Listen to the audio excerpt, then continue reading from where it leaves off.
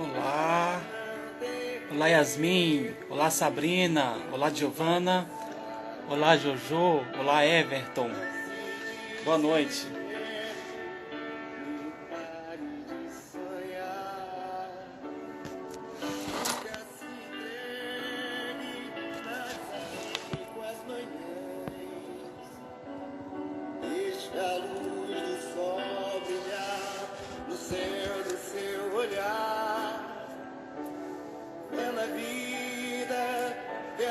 Boa noite. Boa noite, Nicole. Boa noite, Camila. Boa noite, Ítalo. Boa noite, Henri. Boa noite, Luísa. Boa noite, Marlene. Boa noite, João Vitor. Boa noite, Nicole. Boa noite, Flávia.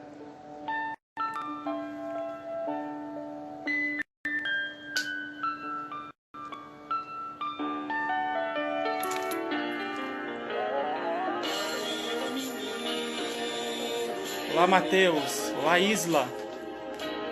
Olá, Fabi. Olá, Maju Borges. Boa noite. Olá, Alan.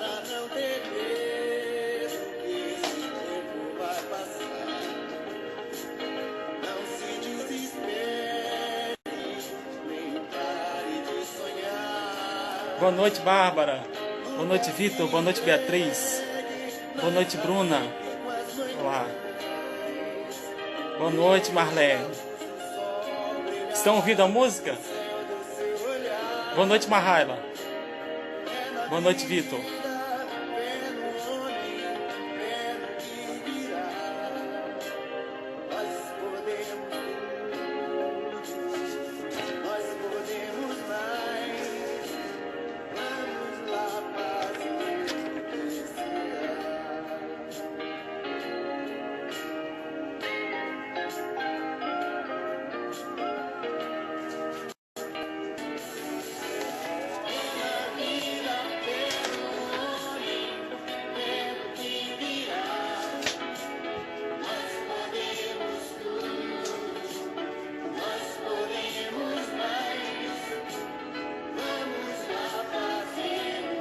É Gonzaguinha, Matheus, Semente da Manhã.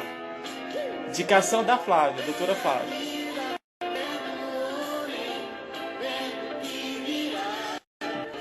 Boa noite, Rafael. Boa noite, Henrique.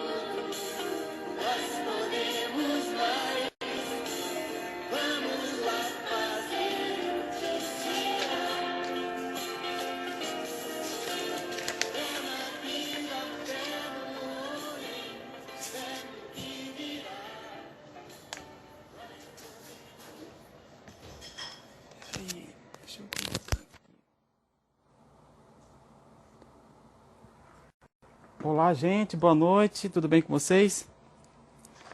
Estamos entrando aqui agora para a nossa live. Semente da Manhã, Gonzaguinha, não é Belchior não.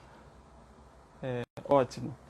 Bem, gente, então vamos iniciar essa live de hoje. Quero cumprimentar a todos desejando uma ótima noite nessa Semana Santa, que todos estão se preparando para as festividades, mesmo em casa, para um momento de reflexão em relação a tudo que nós temos passado.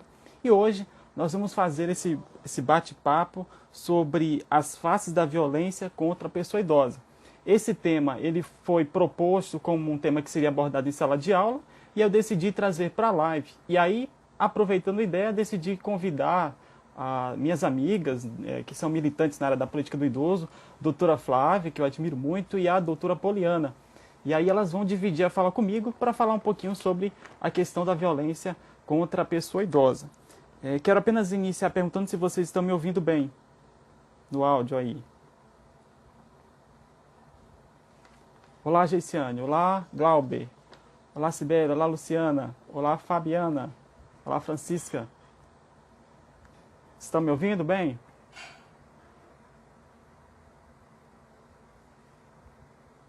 Sinalize aí para mim, gente, por favor. Ótimo. Valeu, Regiane. Beleza, então. Certo. Ok. Essa é a nossa aula virtual da semana. Aqui, prioritariamente, eu convidei os alunos dos cursos de psicologia dos segundos, quarto e quintos anos, mas também de outros anos que estão presentes aí da FAAL, além também de alunos de diversos cursos da Unimeta e dos meus alunos de psicologia também, além de alunos de psicologia lá da UFAC. Então, quero desejar uma ótima noite para todos vocês, alunos aí de psicologia e de outros cursos que estão fazendo presentes aqui nesse momento. Ok, vamos aqui. Quero falar para vocês, alunos que têm aula comigo, que vocês, por favor, tirem um print dessa live e postem no story de vocês no Instagram e me marquem para eu saber, ter uma noção de quem participou da live. Tudo bem, gente? Aí vocês façam isso para a gente poder acompanhar quem participou. Bem, a proposta da nossa live é a gente fazer um bate-papo. Eu vou falar um pouquinho sobre os possíveis fatores que promovem a violência intrafamiliar contra o idoso. A doutora Poliana, vai falar um pouco das estatísticas de violência e proposições de enfrentamento aqui em Rio Branco. E a doutora Flávia vai falar sobre a tipologia das violências contra o idoso, o papel e desafios da Defensoria Pública do Estado do Acre. Ela, como defensora pública, ela vai falar um pouquinho sobre o trabalho dela e os desafios. Tá bom, gente? Então, nesse momento, eu vou iniciar a fala com a doutora Flávia. Eu vou chamar... Eu não, ela precisa chamar, enviar o convite, né? Doutora Flávia, você manda o convite para participar da live agora, para você poder iniciar a fala?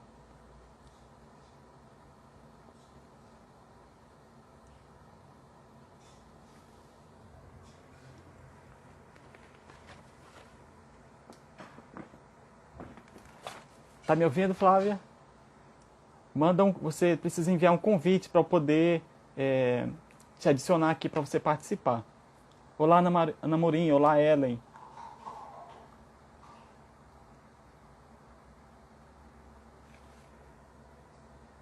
Olá, Yara. Boa noite. Ah, tá. Peraí. Eita, duas pessoas mandaram o convite. Eu vou colocar uma aqui. Não sei qual vai ser. Peraí. Doutora Flávia, cadê? Já já a doutora Flávia entra com a gente. Ela vai iniciar esse bate-papo.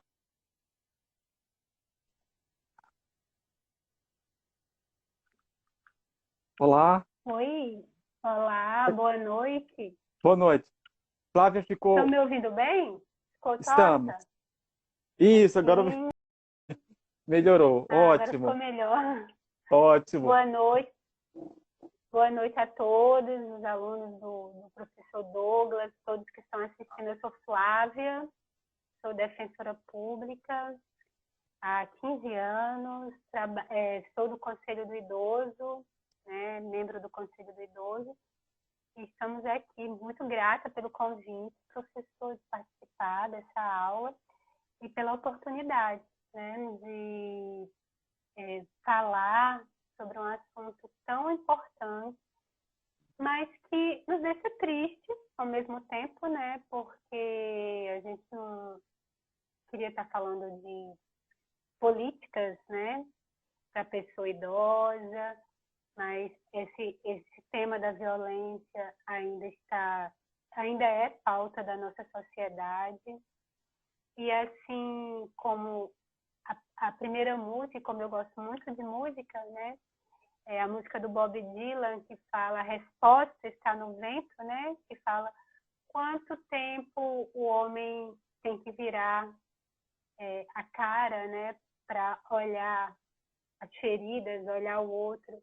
Ele fala que a resposta está no vento, mas a resposta não está só no vento, a resposta está na gente olhar para o problema, da gente enfrentar, da gente buscar soluções, né, e da gente participar, porque só com esse olhar é que a gente evolui como sociedade e muda para acabar com a violência ou diminuí-la.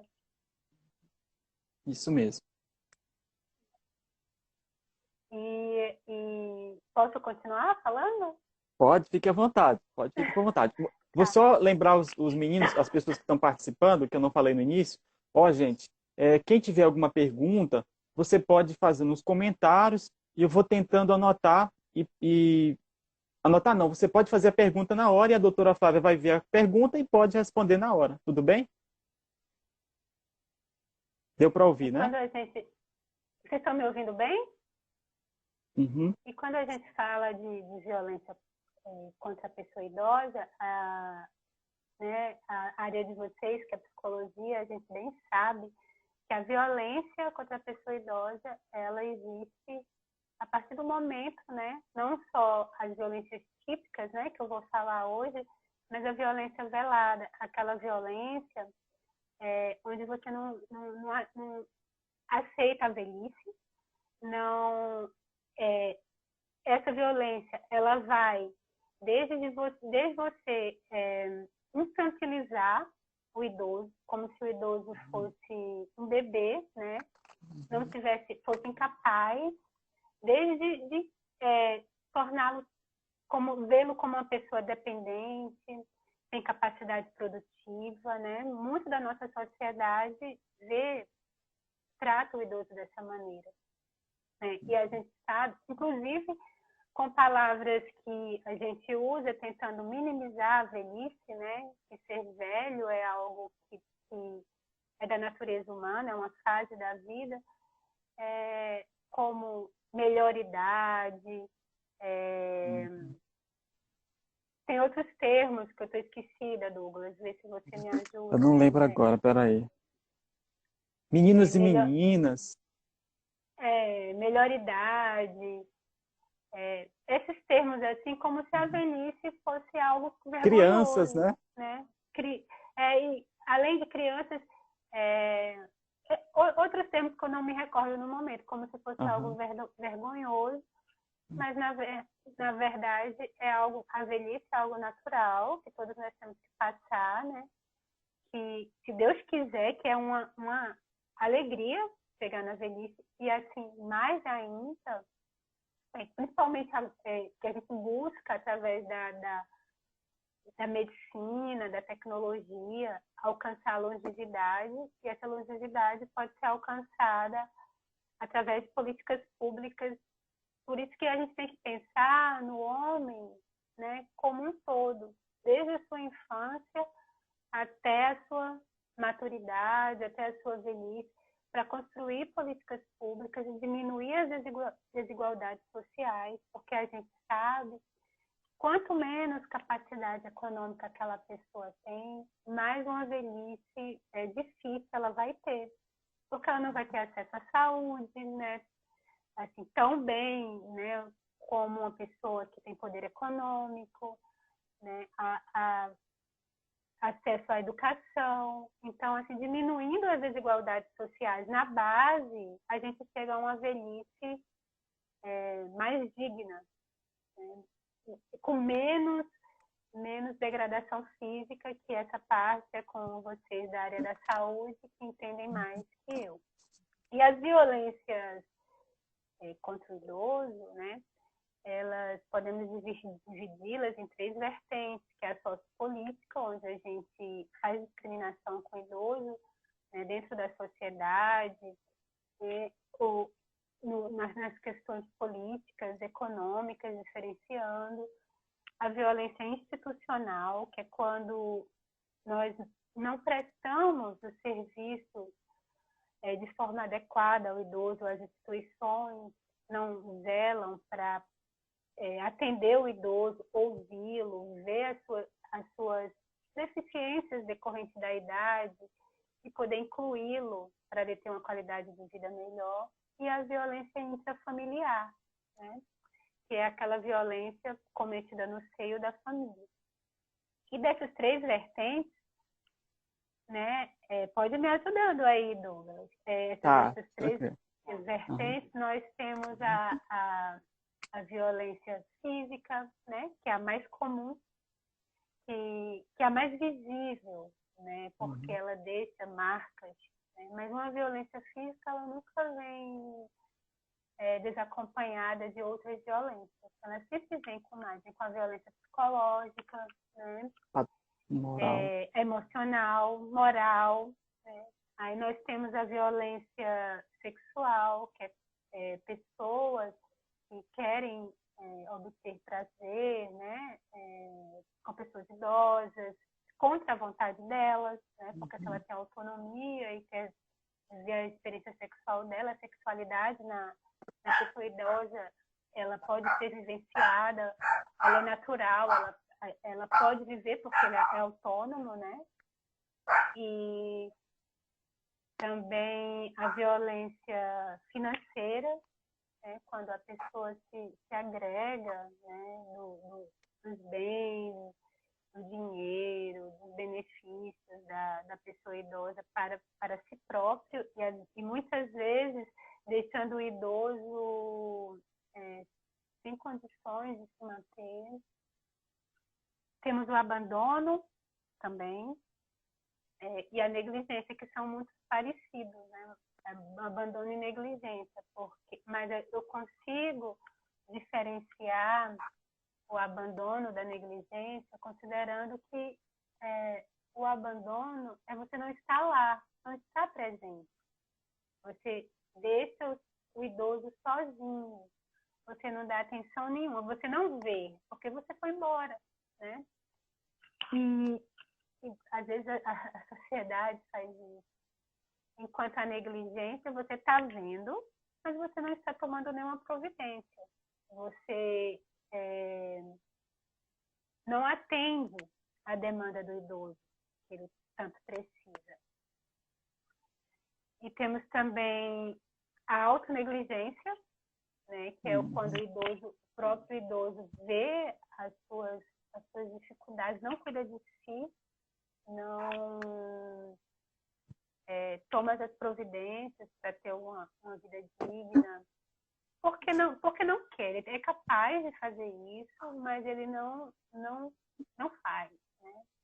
Assim, isso é questionável porque uma pessoa, eu não sou da área de psicologia, mas eu acho, vocês que estão me ajudem, que quando a pessoa não passa a não cuidar de si, ela já deve estar com algum problema de ordem emocional, né? Que precisa ser averiguado, né? Isso, exatamente. Ser Posso tratado. falar uma coisinha? Pois não. Assim, nessa questão da autonegligência, ela está muito atrelada à questão de motivação, de desinteresse, na verdade, em cuidar do próprio corpo. Muitas das vezes, por conta das perdas que a velhice traz, né, das dificuldades que esse idoso vivencia, ao ponto de ele praticamente ir se matando aos poucos, porque talvez essa seja a intenção, já que para ele a vida não tem mais sentido, né? E também o que eu percebo, às vezes, que me chega na defensoria, e que às vezes é muito difícil a gente tentar resolver o problema, a gente ajudar, são dependências químicas. O idoso que tem dependência química, né, com álcool, com drogas, né, a gente tem essa dificuldade. Por isso que é importante, assim, nesse cuidado integral com o idoso, a rede de atendimento está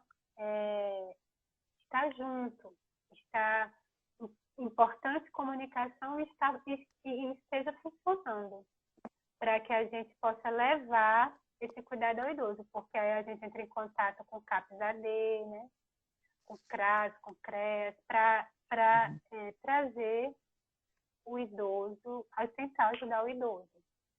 E também nós temos a violência psicológica, né, que sempre está junto com as outras violências, e assim, eu pensando, né, quando estava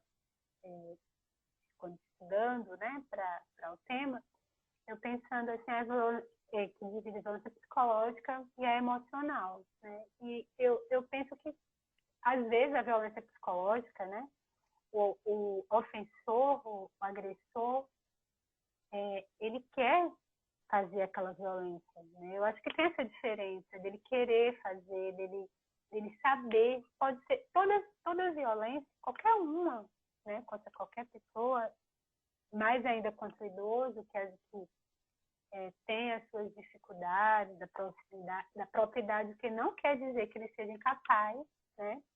Porque né, eu quero bater bem nisso aqui, porque ver o idoso como uma pessoa incapaz, isso é uma visão errada, né, da sociedade nossa, né, ou dependente, não é? Mas qualquer violência vem acompanhada da violência psicológica. mas muitas vezes o agressor tem essa intenção de agredir psicologicamente, dizer assim, não, ninguém vai ver eu agredi, não é uma violência física, eu vou fazer. E a violência emocional é uma diferença muito tênue, né? Muito tênue para diferenciar. Mas tem a social, né? A violência emocional tem a ver com como também a sociedade trata esse idoso, né?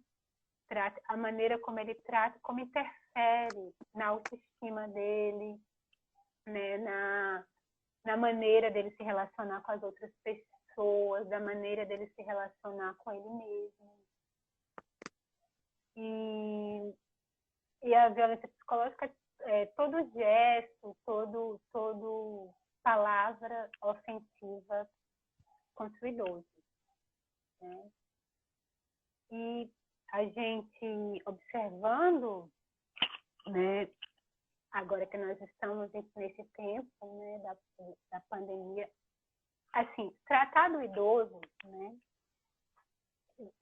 principalmente quando nos chegam esses casos na Defensoria Pública, é muito importante, como eu falei antes, a rede está interligada.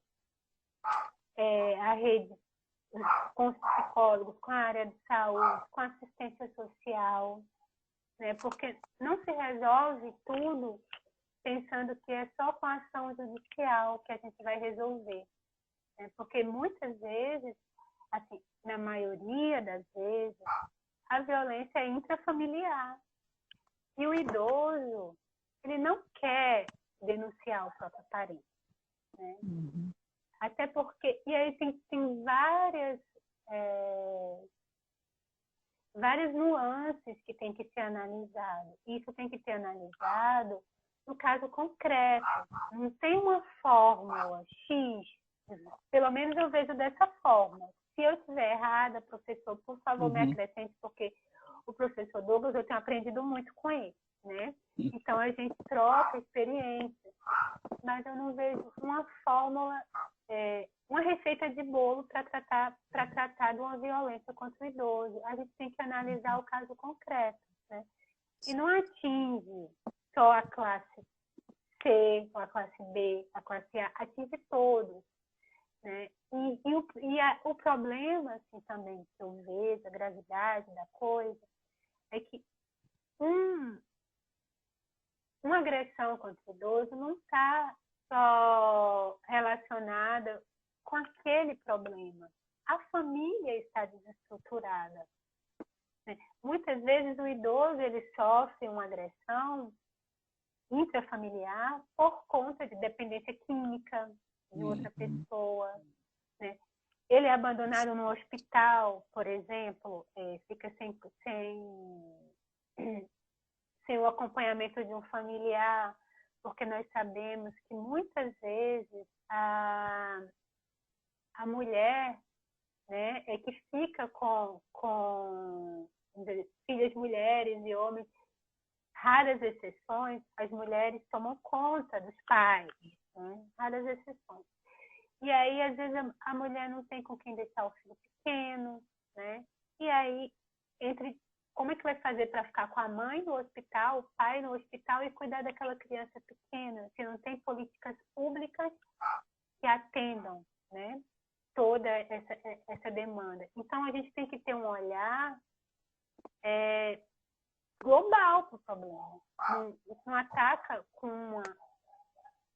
de uma forma só, né? Mas a rede tem que estar em constante comunicação, a rede tem que estar funcionando para poder ajudar esse idoso, né? E assim, quer acrescentar alguma coisa disso que eu falei para poder continuar? Eu estou anotando aqui que eu vou falar depois da sua fala. Eu anotei algumas coisas bem interessantes aqui enquanto você está falando. Tá. E assim, e aí o que me chama a atenção é que essa questão de tratar da violência, quando é uma violência assim, a sociedade às vezes encara como normal, porque a sociedade está tão acostumada a achar que o idoso, a não respeitar o idoso, né? Muitos, né? De achar que é dependente, que é infantil, que não sabe de nada. A gente vê uma pessoa, não sabe de nada.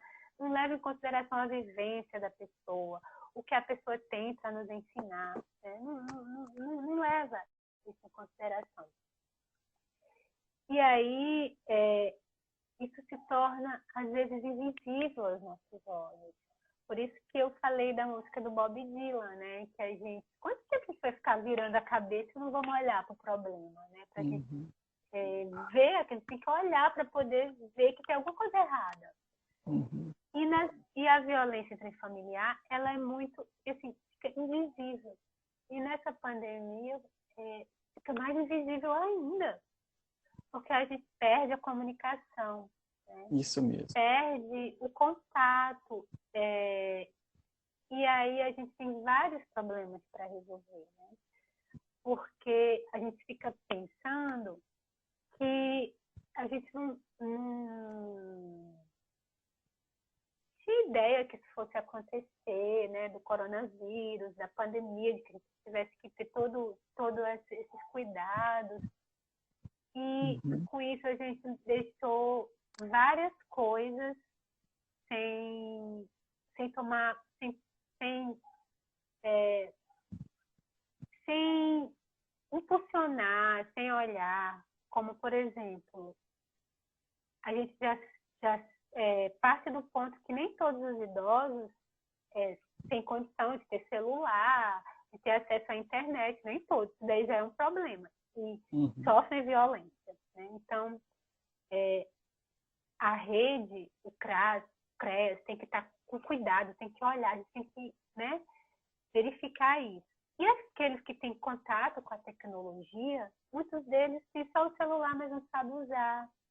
Não sabe usar um aplicativo para pedir coisas, né? Tão importante, não sabe ter esse contato social.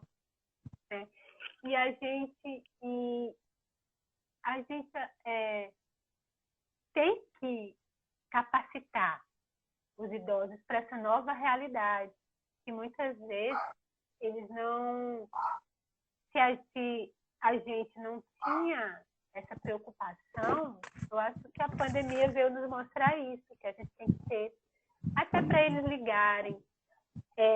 Quanto à violência, o chefe da ONU, né, preocupado com a violência contra os idosos, contra as mulheres, deu várias dicas para tentar diminuir essa violência, né? E aí ele fala, ele sugere algumas medidas, né? Isso de forma mundial, né? Nosso país é um país ainda em desenvolvimento, mas ele sugere de forma mundial, que é investimento em serviços online, né? Mas, assim, como você fazer isso agora? Tem gente que tem gente que não tem, mas, né, arrumar alguma maneira para a gente ver esses idosos. Quem na sua família puder ajudar um idoso, ou de fora mesmo, puder ensinar, mesmo que seja pelo WhatsApp, fazer isso, até para estabelecer sistemas de alerta. Né? Isso daí, a gente está pensando nisso, mas isso serve para pós-pandemia. Né? Sistemas de alerta para eles comunicar a violência quando contra um agressor, quando surgir essa violência. Abrigos, né? Que assim, os idosos que sofrem violência, eles podem ser encaminhados para um abrigo, para outro familiar. O Estatuto do Idoso, ele dá várias alternativas, entre elas, encaminhar para outro parente, né? Encaminhar para um abrigo. Quando o idoso é autônomo, dependente, né? Que pode ter a sua autonomia e se livrar do agressor, o agressor sair de alguma forma, é até mais fácil. Mas quando não, o que fazer? Né? E aí a gente precisa ter casas de acolhimento, as chamadas ILP, Instituição de Longa Permanência, que aqui no Acre não é só ILPI, que a gente só tem uma, né? Aqui no Rio Branco, e filantrópica, né? E tudo isso tem que ser pensado, porque a população idosa está aumentando, né? Está aumentando e a gente precisa verificar isso. E com a pandemia, além dessa invisibilidade da violência intrafamiliar, né, que a gente percebe, que é mais difícil eu fico pensando nas pessoas que não tem como ligar, né?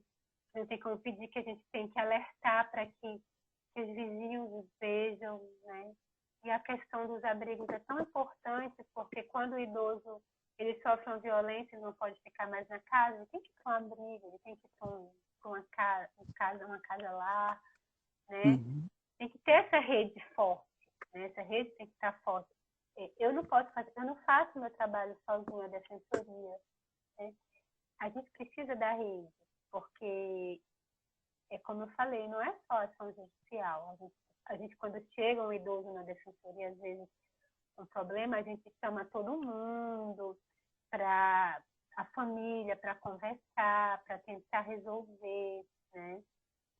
Porque a Constituição fala que a primeira obrigação é da família, né? Depois do Estado, depois da sociedade. A gente tenta resolver com a família, mas às vezes não consegue, né? Às vezes não consegue. Então é um problema que tem um gargalo muito grande, que a gente precisa estar sempre olhando para isso, estar sempre encontrando soluções, estar sempre sendo criativo, estar sempre se renovando. Doutora Flávia, vou só pedir um pouquinho, que a senhora acelere um pouquinho por conta do tempo. Já a live pode cortar por conta de vai de 1 hora. Posso acelerar? Pode. Para encerrar a sua fala e eu falo. Certo. Aí na pandemia, eu preciso falar só de duas violências que ocorrem. Né? A financeira, né? Para o idoso ter cuidado, né? Porque nesse tempo não é porque ele está acontecendo, que ele é uma pessoa vulnerável, né, dessa situação, ele não pode sair de casa e ficar preso, não é isso, né? E ele não pode tirar o seu dinheiro. Se ele precisar ir ao banco com todos os cuidados, pode ir, né? E porque ele não pode entregar seu cartão para qualquer pessoa pegar seu dinheiro, tem que ser alguém de confiança, ele tem que ter esse cuidado. E também outra violência é com essa questão desses memes, né, pejorativos contra os idosos, né? E isso revela o nosso preconceito ainda contra a velhice, né? Dessa coisa de você ficar, da pessoa estar saindo, o velho tem que estar em casa, como se o velho tivesse que viver em casa. Mas tem que ter a maneira certa de falar. Temos que ter o cuidado de falar com o idoso.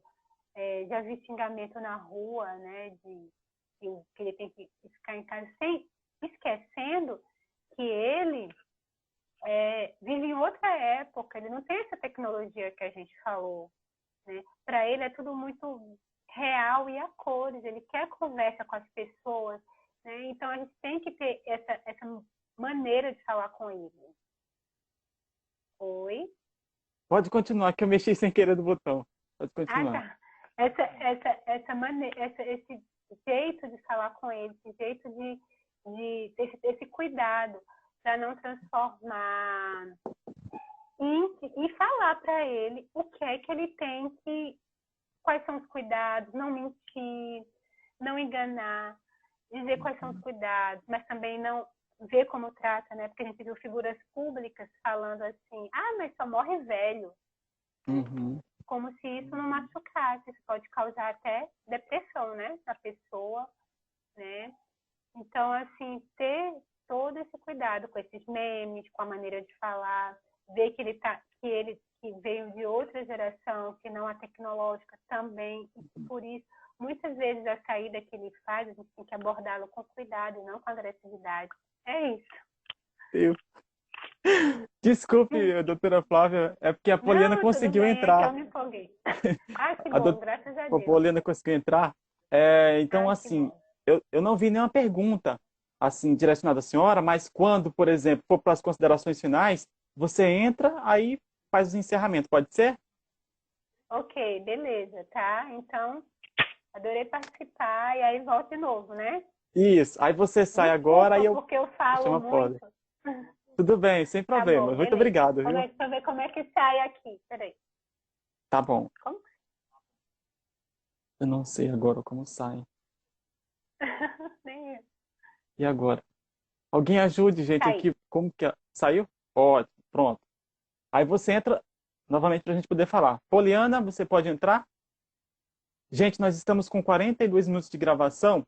Provavelmente a doutora Poliana vai entrar, ela vai fazer a fala dela e a gente vai ultrapassar um pouquinho às 9 horas. Então, talvez a gente encerre umas 9h15, 9h20. Tudo bem para vocês, gente? Peço paciência para vocês, mas é um tema importante que a gente vai utilizar esse espaço que nós temos as três profissionais, essas duas profissionais aqui compartilhando. Tá bom, gente? Eu peço a paciência de vocês. Aí, quando completar, antes de 1 hora, eu vou encerrar para deixar gravada e eu entro novamente para a gente continuar, tá bom? Não, Poliana, é você que entra. Você pede para participar.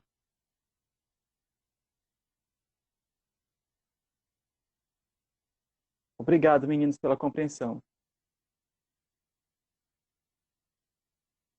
Ótimo. Poliana, você pede para faz o pedido, a solicitação. Isso. Aqui, estou vendo agora. Peraí. É, deixa eu ver aqui. Cedir, né? Cedir, perdão. Pronto, estou te chamando, Poliana.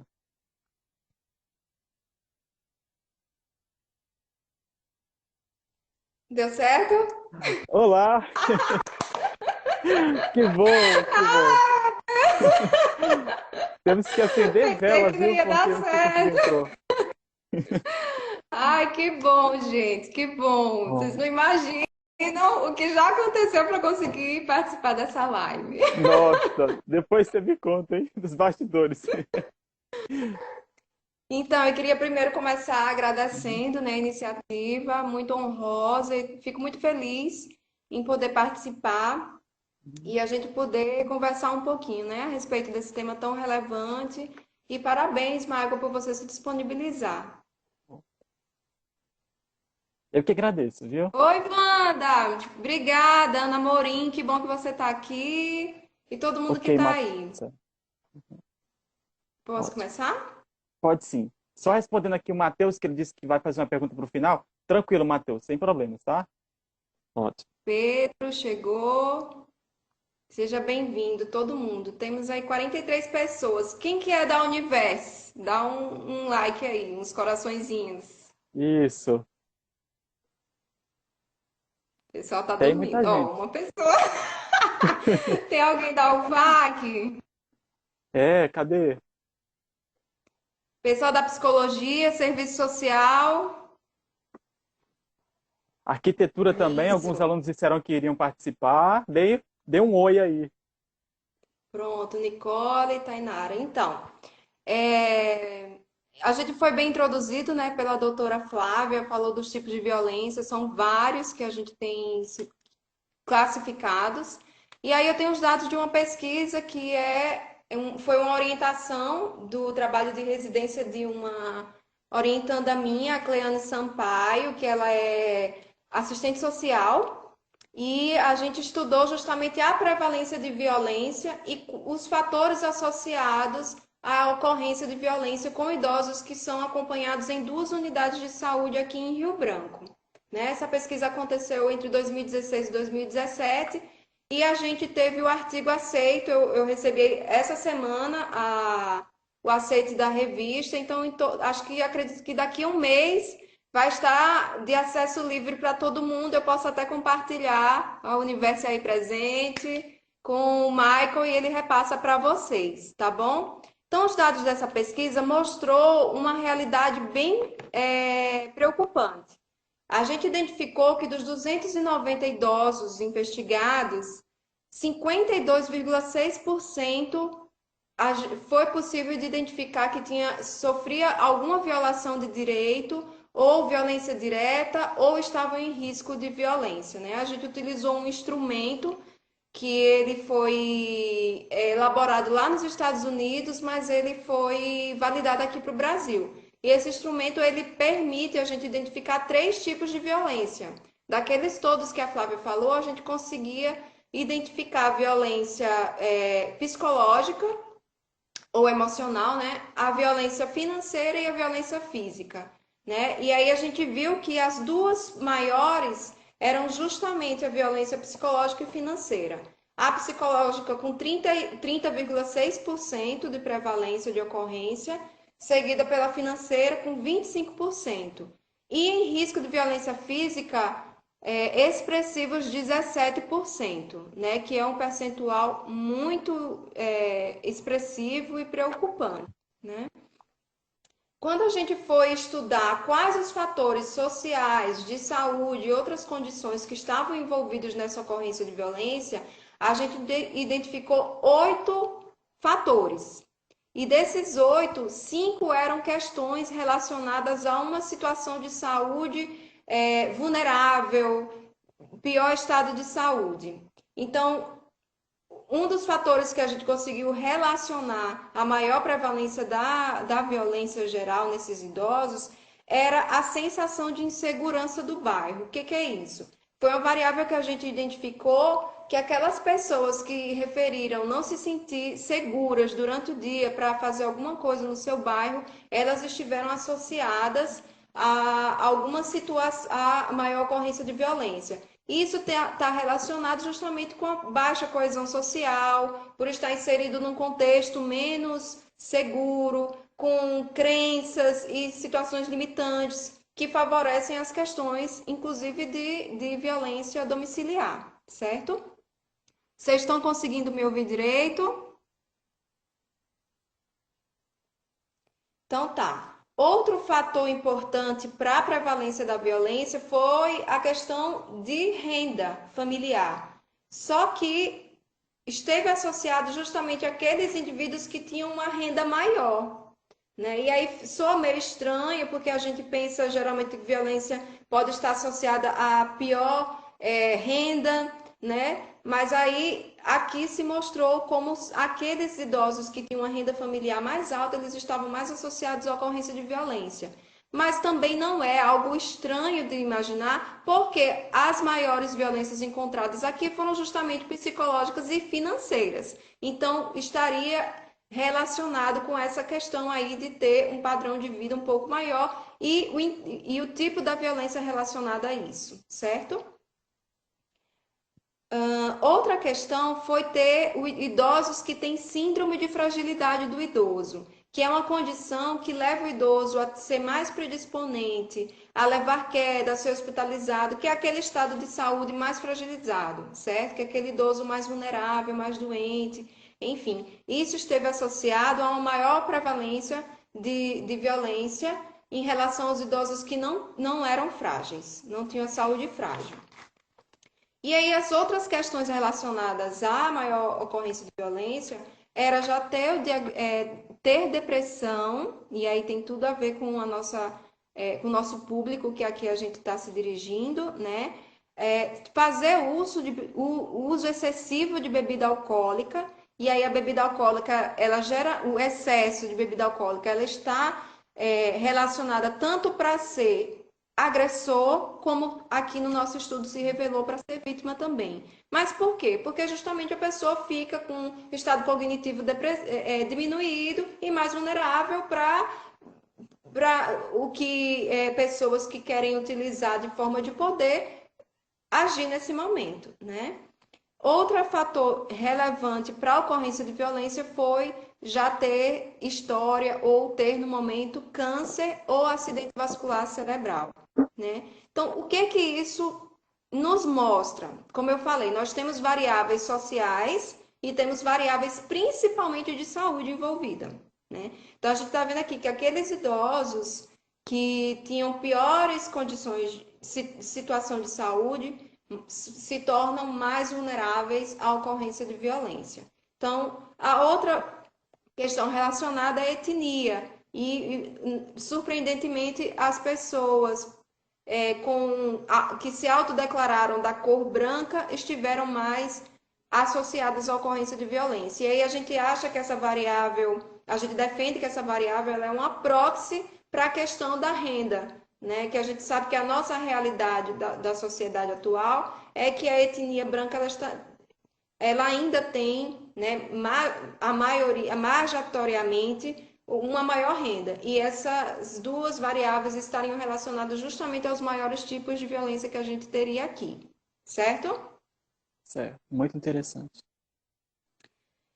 Então, em relação ao enfrentamento da violência que a gente defende, baseado com o que revelou esse estudo, é que justamente a forma de enfrentamento é prevenir a dependência. Porque a gente viu que as principais questões que favorecem a ocorrência de violência, elas são relacionadas a um estado de saúde pior. Então, se a gente faz medidas e ações para que a gente chegue no envelhecimento de forma saudável, que a nossa população de idosos continue independente e principalmente tenha autonomia sobre si, né? Ele se torna menos vulnerável a ser vítima de violência, tá? Então, a gente defende isso, seriam realizar medidas e estratégias para toda uma sociedade, para levar qualidade de vida, acesso a serviços de saúde, condições melhores de vida, para que a gente chegue nessa fase de vida saudável, né? E aí seria uma forma de enfrentar a ocorrência de violência. Fora, obviamente, garantir que esses idosos e futuros idosos, que seremos nós, continuemos participando de forma ativa do meio social, que seja acolhido e tenha o apoio também dos familiares, porque geralmente a ocorrência ela acontece com as pessoas mais próximas. Então tem que se avaliar o estresse do cuidador. Então isso está intimamente ligado justamente a esse idoso mais dependente, que leva a uma alteração de um contexto, uma rotina familiar toda alterada, que leva ao estresse do cuidador, e aí vem a ocorrência de violência psicológica, emocional, depois financeira, e aí vai evoluindo, né, na verdade, piorando com outros tipos de violência, podendo chegar até a violência física.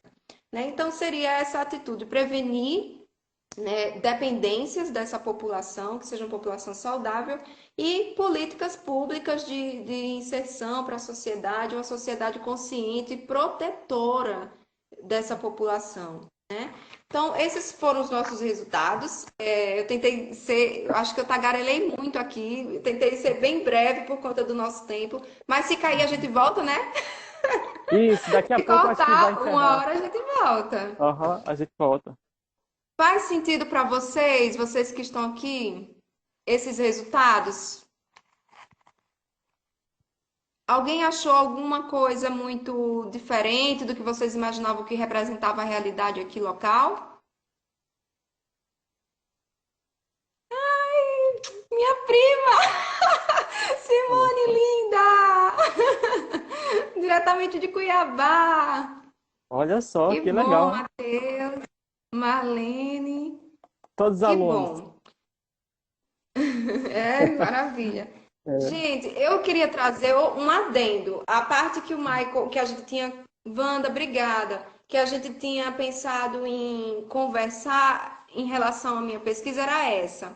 Só que como a gente está passando por uma questão bem delicada para todo mundo, né, que é a questão do coronavírus, esse enfrentamento que toda a sociedade está tendo que se conscientizar, se adaptar, e aí a gente fala de todos os nichos, né? Todos os tipos de população, de nichos populacionais, né? E eu queria trazer um pouco a reflexão do que a gente viu muito e a gente vê dos memes, que eu adoro meme, eu acho que o brasileiro é uma forma que a gente utiliza para a nossa saúde mental, rir, e rir fortalece nosso sistema imunológico, a gente tem que rir mesmo da situação, e o brasileiro ele ri da sua própria desgraça, isso não é algo ruim, né?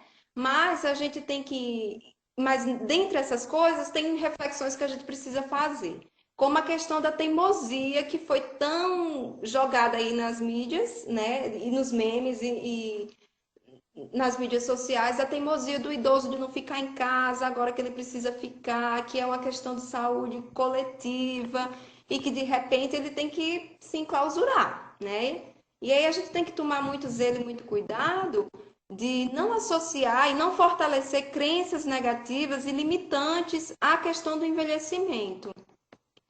Que bom, Edna. Ruth também.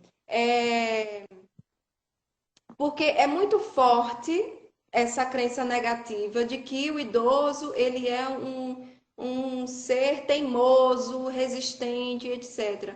E, na verdade, Michael sabe bem disso, como psicólogo, que as teorias do envelhecimento, as teorias psicossociais, elas não afirmam isso. Na verdade, na fase idosa, as pessoas elas tendem a fortalecer e evidenciar seus traços de personalidade que ele construiu ao longo da vida. Então, o idoso teimoso é uma pessoa teimosa, que ele é um adulto teimoso que foi teimoso a vida inteira. Genilza ri da própria desgraça, maravilhosa, continue rindo.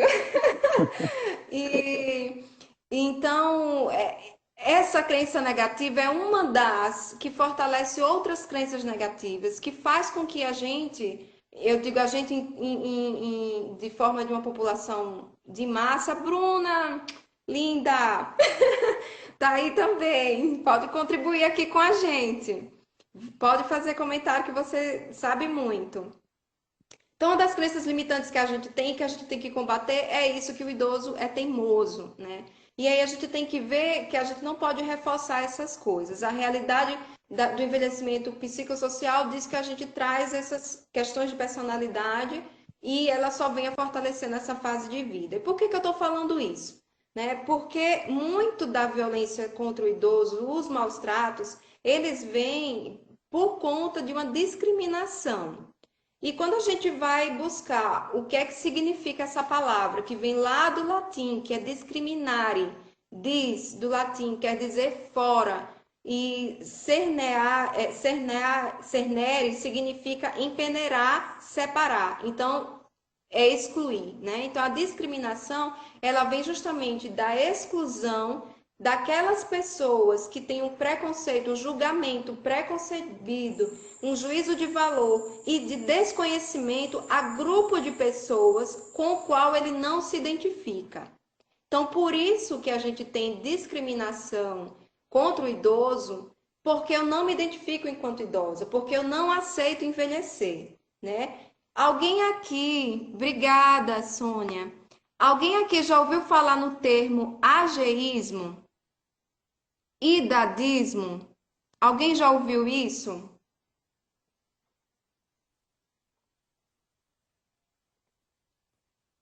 Vocês dormiram? Quem cala consente. Eu acho que não, né? Então, gente, ageísmo. Sim, Matheus, você é perito, tô sabendo aí. Nicole também não. Tudo bem, é super esperado, né? Idadismo e ageísmo significam a mesma coisa, né? Só vem uma palavra. O ageísmo vem de age, que é do inglês, e o idadismo do nosso português de idade. Que é justamente, gente, esse preconceito em relação à idade avançada. É o preconceito e a discriminação que é dada aos indivíduos de maior idade, né? E esse sentimento de discriminação a gente precisa refletir, né? Por quê? De onde surge esse preconceito? A gente tem que entender que nós, enquanto espécie Homo sapiens, nós somos resultados de uma construção biológica, de evolução biológica de milhares e milhares de anos, e que a gente traz no nosso DNA traços do caçador-coletor, né? Dessa espécie que se desenvolveu milhões de anos como caçador-coletor e que conseguiu se destacar e evoluir como? Né? Como que nós, meros Homo sapiens pequenos, com a nossa estrutura, como que a gente evoluiu e nos tornamos, digamos, topo da cadeia alimentar, combatendo predadores imensos, que são 3, 4, 5 vezes maiores que nós. Com cooperação, trabalhando em grupo. Então, biologicamente e inconscientemente, a gente traz isso nos nossos na nossa neurodinâmica, no nosso, a neurociência explica que, que nós conseguimos evoluir enquanto espécie trabalhando em grupo. Então, a gente traz biologicamente a necessidade de ser aceito e ser integrado a grupo, certo? Então, tudo aquilo que faz, que fragiliza a gente, que não é aceito, digamos assim, de forma grupal, e hoje a gente, por questões aí já culturais, que não é bem aceito, não é bem visto, não é bem inserido na sociedade, nos causa medo. E o medo é um dos sentimentos e emoções básicas do ser humano. Então, aquilo que foge do que é aceito culturalmente hoje na sociedade, que é uma sociedade o quê? Patriarcal, que é marcada por jovialidade, que busca beleza, que mostra disposição. Então, tudo que foge a esse papel, ele vai ser o quê? Posto de lado. A gente, enquanto indivíduo grupal, a gente renega, a gente coloca de lado, a gente não quer ser parte daquela minoria que não é aceita pela sociedade, né? Então, nessa sociedade pós-moderna que nós vivemos, a figura do idoso não representa o ser que vai ser inserido na sociedade, né? Então, isso causa... Pode me chamar que eu vou. Edna. Obrigada, todo mundo aí, Letícia. Então, tudo que foge, digamos, desse padrão, ele vai ser renegado. E esse medo, ele vai ser projetado naquele indivíduo que representa aquilo que eu tenho medo, certo? Então, por que eu estou falando isso? Que é para a gente agora aceitar a discriminação contra o idoso? Ah, tem uma questão biológica, tem uma questão aí. Não, é muito pelo contrário. É para a gente tomar ciência que existe essas questões e fazer com que o idoso ele não seja apartado, que ele não seja discriminado, que o envelhecimento ele seja aceito como algo normal. Gente, envelhecer é normal e a sociedade parece que não entende. Então, a gente precisa, surpreendentemente, normalizar o processo de envelhecer, né? É uma fase maravilhosa e que a gente espera que chegue lá, porque quem não for chegar na fase idosa é porque vai ter que morrer antes. Então, a gente torce que chegue nessa fase e que se chegue bem, né? Então, e por que essas coisas acontecem? De renegar o idoso. Por que o idoso ele não é visto com essas questões que a gente considera positivas? De ser ativo, de ser belo, né? de representar sabedoria, né? Que são coisas que são valorizadas na sociedade, né? Mas por que o idoso não? E as mulheres, outras questões também de discriminação, vai muito disso, do que representa, do que aceita, de padrões, enfim. Então, a gente precisa normalizar o processo de envelhecimento e a psicologia tem muito a nos ajudar de quais instrumentos, métodos e ações que a gente pode estar tendo para levar essa consciência para a sociedade, né?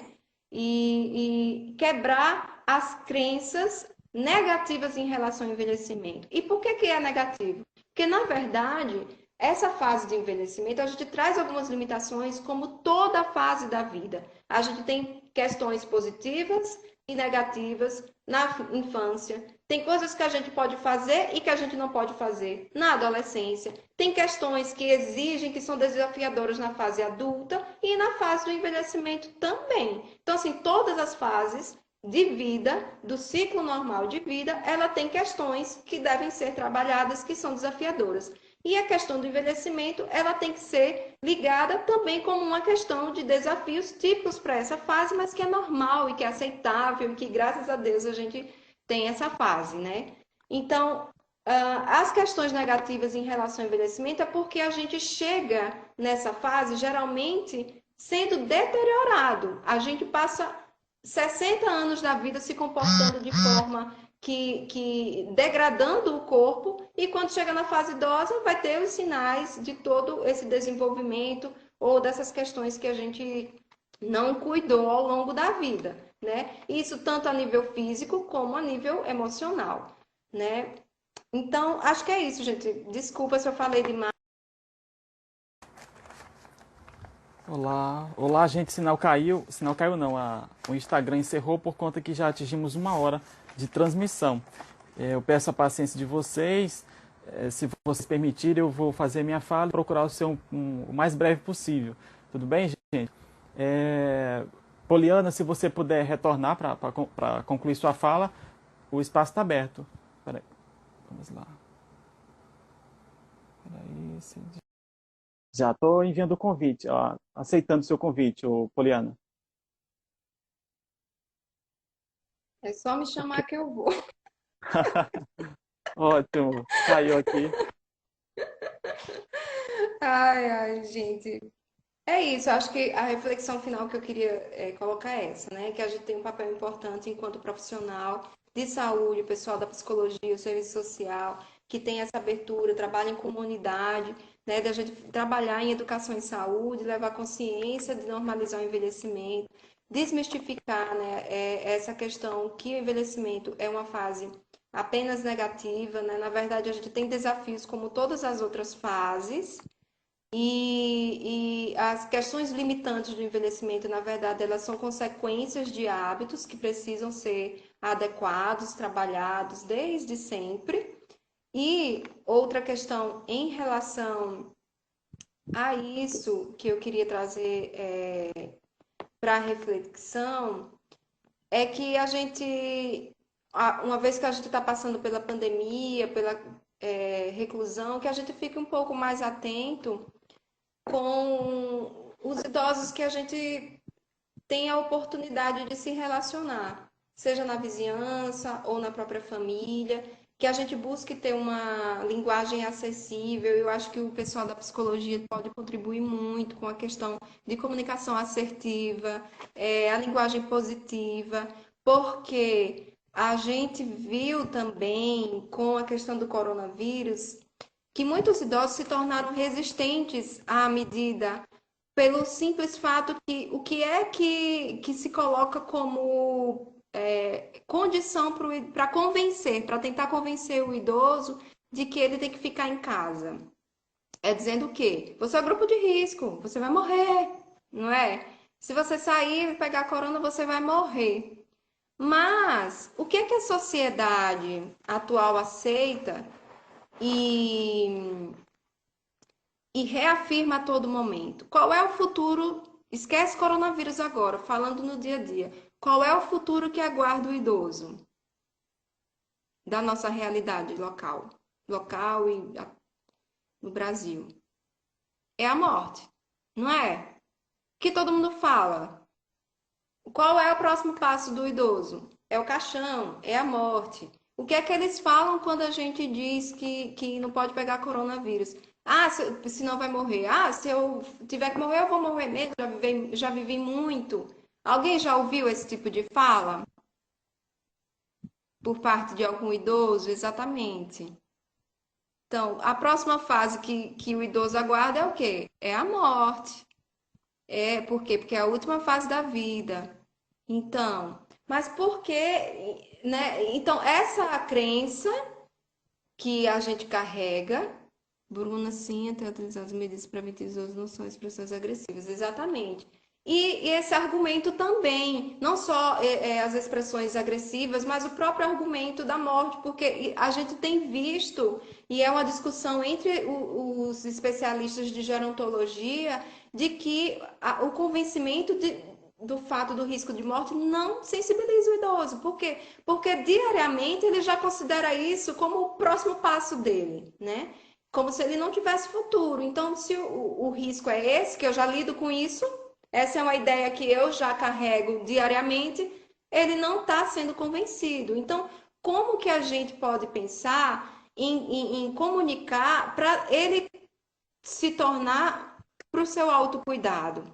Então, outra questão que a gente viu também nas mídias sociais é que quando ameaçava, até brincando, enganando, olha, o idoso que a partir de hoje sair de casa vai cortar a aposentadoria, vai cortar o benefício, né? Eu vi nos populares do Instagram de gente que até se fez de conta, um tio ligou dizendo que era do governo, que se o tio sair, o idoso saísse, iriam tirar o benefício dele, e aí ele não saiu mais de casa, né? Então, Mas, e aí a gente vê, né, quais os valores que a gente tem enraizado, que cortar o benefício faz o idoso ter consciência de que ele agora tem que ficar em casa, mas o risco de morte dele não sensibiliza ele. Então, assim, a gente tem que buscar as crenças que as pessoas têm enraizada. O que é que a sociedade, idosa e não idosa, tem valorizado para utilizar isso como o recurso de convencimento mais para o autocuidado, né? Então, por que então a questão financeira? Porque é algo palpável, que a partir do momento que ele se vê cortando o benefício, que aí ele vai realmente não ter como comprar o seu alimento, sua subsistência, aí sim ele começa a visualizar o sofrimento, né? A privação, a escassez. Então isso já traz mais reflexo do que o próprio dizer que vai morrer, porque parece ser algo distante, que é um futuro já que ele digamos, de certa forma, lidado entre conversas entre os seus, e enfim. E a gente pode utilizar outras questões, justamente em relação a coisas no presente, que ele vá se sentir, de certa forma, prejudicado se ele não se cuidar. Faz sentido, né, Ana? Que bom. Como, por exemplo, poxa, você tem que se cuidar, porque vai que a sua sobrinha, a sua neta, o seu filho pega, né? Então a gente e aí você vai ficar sem poder ajudar, porque você é do grupo de risco, não vai poder visitar, e você vai deixar de ver seu neto, vai deixar de cuidar do seu, não vai estar presente, enfim, no aniversário, no aniversário de casamento, enfim, é utilizar dessas questões emocionais e que fazem parte do presente, que seja palpável, que gera reflexão e gera consciência, né? Então, gente, me desculpa se eu falei demais. Eu me coloco à disposição depois para a gente trocar informação. Michael, eu passo o artigo, como eu falei, para o Michael, quando tiver público, e a gente repassa e qualquer coisa é só me chamar. Ótimo, Poliana. Fique à vontade. Os alunos, Obrigada. eles estão ansiosos para ouvir a nossa fala até meia-noite, se for possível. Não faça isso com os seus alunos, É, tadinhos. né? Senão é Gente, zero, hein, então para vamos todo lá. mundo. Nossa! Matheus, obrigada, Wanda. Todo mundo, boa noite. Vamos continuar ouvindo agora o Michael, que a gente aprende muito com ele. E eu com Beijo. vocês também. Já já você retorna para Tchau. fazer as considerações. Ótimo. Gente, já falei demais. Acho que tá É? bom. O povo não vai me aguentar. Deixa que vocês fazem, Tá né? certo, então. Beijo, Tchau. tchau. Muito obrigado, viu? Valeu, obrigada a todo mundo. Por nada. Então, gente, eu vou fazer a continuação dessa nossa fala, né? Quero agradecer a paciência de todos vocês de estarem até agora. Eu sei que a essa hora tem BBB, talvez, novelas passando, e vocês estão aqui nos ouvindo falar sobre a violência contra o idoso, que é um tema que bate à nossa porta. Então, quero agradecer a todos vocês que estão aqui presentes e pedir um pouquinho da paciência, que eu vou tentar encurtar minha fala o máximo possível, até porque já foi contemplada na fala das outras meninas que são referência na política do idoso aqui no estado do Acre. Tudo bem, gente? Vamos lá. Certo. Ok, vamos lá. Essa minha fala foi uma fala que eu utilizei, e as minhas também, durante a audiência pública que nós tivemos ano passado, sobre a questão da violência contra o idoso, que nós apresentamos isso na Câmara Municipal de Rio Branco para sensibilizar os parlamentares quanto à política do idoso aqui no nosso estado, né? Então, eu vou tentar falar um pouquinho sobre os possíveis fatores, que podem promover a violência intrafamiliar.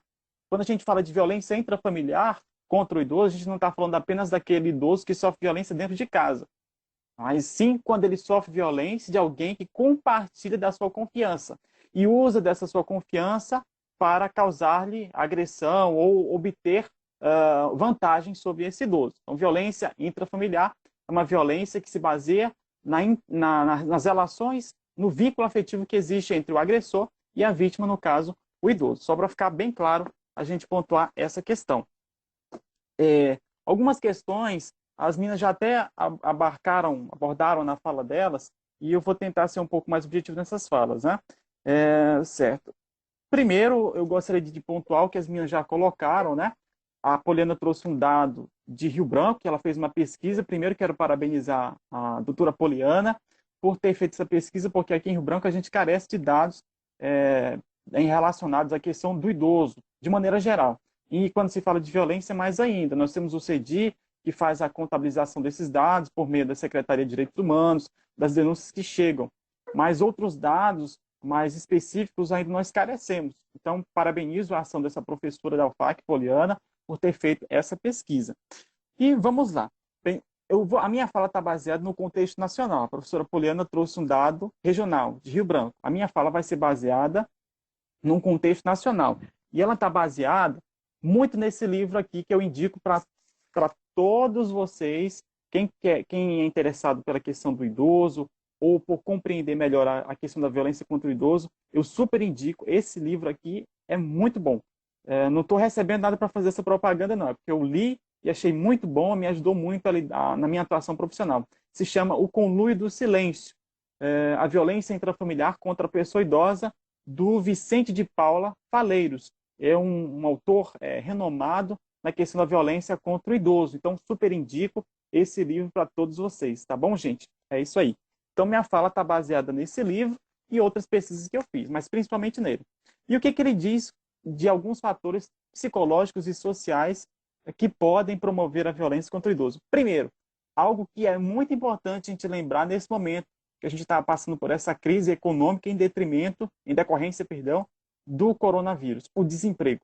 O desemprego é um dos grandes fatores que podem promover a violência contra o idoso dentro do seio familiar. O que o autor diz?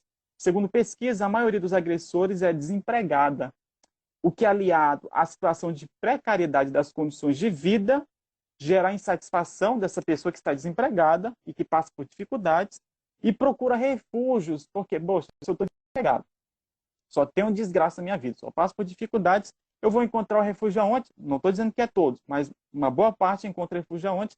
Na bebida e nas drogas, como refúgio para as mazelas sociais.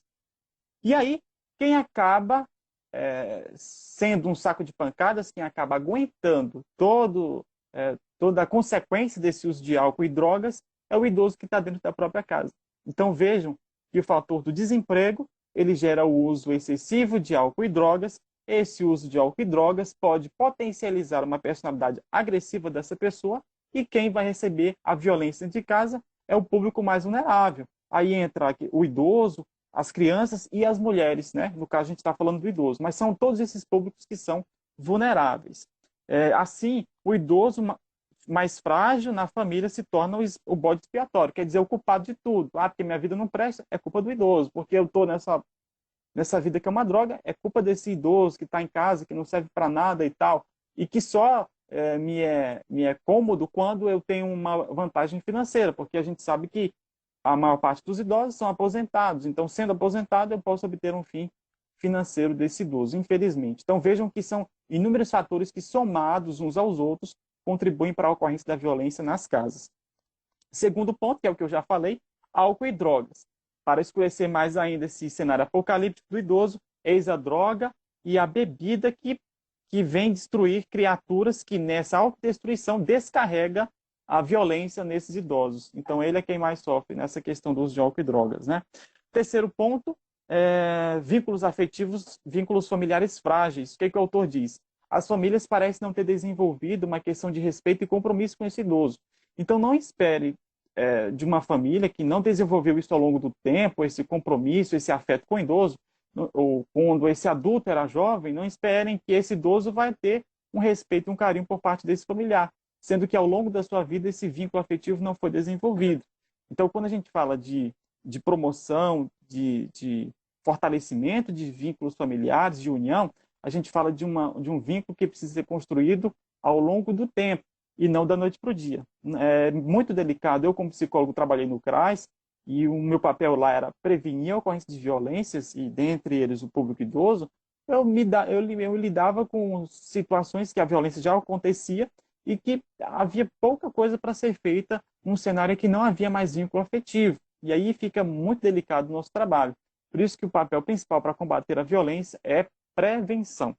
Trabalhar políticas públicas que visem a prevenção da ocorrência de violência contra esse público. Além disso, os idosos às vezes não se enxergam como vítimas da agressão.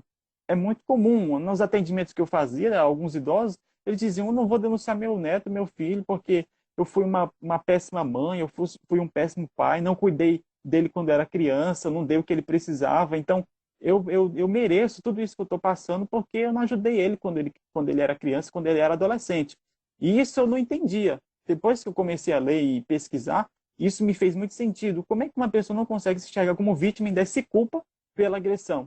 Não é uma causa fechada, mas é uma possível explicação para esse idoso que enxerga a violência como algo comum. E alguns dos idosos dizem até, não, é Deus que me deu essa missão, eu tenho que aguentar até o fim, porque seria uma vergonha eu denunciar o próprio filho ou o próprio neto que me agride, por exemplo, né? Então, isso está muito entrelaçado à questão do idoso que é agredido de não se ver como vítima, né? Ok, vamos lá. Certo. Ok. O quarto ponto, assim, e o que nós precisamos fazer para evitar ou para diminuir essa violência na nossa cidade? Investir, cadê? Me perdi. Assim, investir em educação emocional. Nós precisamos preparar as nossas crianças, os nossos jovens, desde a escola, para saber lidar com os seus sentimentos, fortalecendo as relações familiares. E, a partir daí, a gente vai ter uma diminuição da violência, não apenas contra o idoso, mas contra a mulher, contra a criança e contra todos os públicos vulneráveis. Então, falar de diminuição de violência contra o idoso é falar de educação emocional. E tem se investido muito pouco em relação à educação emocional. Investe muito no tratamento, quando o problema já estoura. Claro, existem os profissionais que trabalham com essa demanda do público idoso, fazem o possível para evitar que a violência aconteça ou para diminuir. Mas o Estado precisa investir cada vez mais em condições para que esses profissionais possam oferecer serviços qualificados para essa população. Autopunição, se acha merecedor da violência. Isso mesmo, é verdade, Poliana. Eles se autopunem por achar que a culpa é deles. É bem estranho, mas entendendo dessa forma, desse olhar a partir deles, para mim faz sentido, né? Por isso terapia é muito importante, exatamente, para que ele se auto-perceba na sua dor. Ok, vamos passar aqui.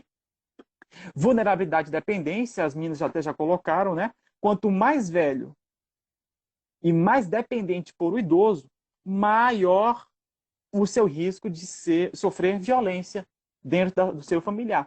Porque se o idoso ele não tem dependência, aliás, independência, perdão, para ir onde ele quer, para fazer o que ele quer, e ele depende de outro alguém para fazer o que ele gostaria de fazer, e ele não tem mais possibilidade de fazer escolhas do que ele quer ter para a sua vida, ele se torna refém. E se esse familiar já não tiver, por exemplo, um vínculo afetivo sólido, ou se ele já tiver um certo desprezo em relação a esse idoso, mais risco haverá dele sofrer violência. E quando eu falo de violência, não apenas física, mas principalmente patrimonial e psicológica, né? De sofrer maus tratos emocionais quando eu uso uma fala de desdenho, quando não cuido desse idoso, quando não ofereço afeto. E isso é muito comum entre os idosos. Eu lembro que quando eu já participei de visitas domiciliares, quando eu iria visitar as idosas que eu acompanhava, do filho, do neto, do agressor ali na minha frente xingar a própria idosa e não respeitar nem a mim, enquanto profissional de serviço público que estava lá para fazer a intervenção. E a própria idosa dizia, não, meu filho, isso acontece todo dia, isso faz parte. Então vejam que esses idosos eles acabam se acostumando e naturalizando esse cenário de violência, né? Então isso é bem... Isso, Marquinhos, já falei, isso mesmo. É bem comum entre o público idoso. Outro ponto também, que o autor não coloca, mas que eu tenho percebido, é que o idoso ele tem a necessidade de autoafirmação na questão da dependência financeira em relação ao agressor. Parece-me que alguns idosos que sofrem violência patrimonial, por exemplo, repassam grande parte do seu salário em bens materiais a familiares mal intencionados como uma necessidade de se autoafirmar. Quer dizer, eu ainda tenho bala na agulha, como alguns idosos falam, né? Eu posso dar o dinheiro, eu dou para quem eu quiser. Claro, ele tem a liberdade para fazer isso, mas a outra pessoa acaba se beneficiando dessa decisão, dessa escolha que o idoso tem de passar esse dinheiro para essa pessoa, né?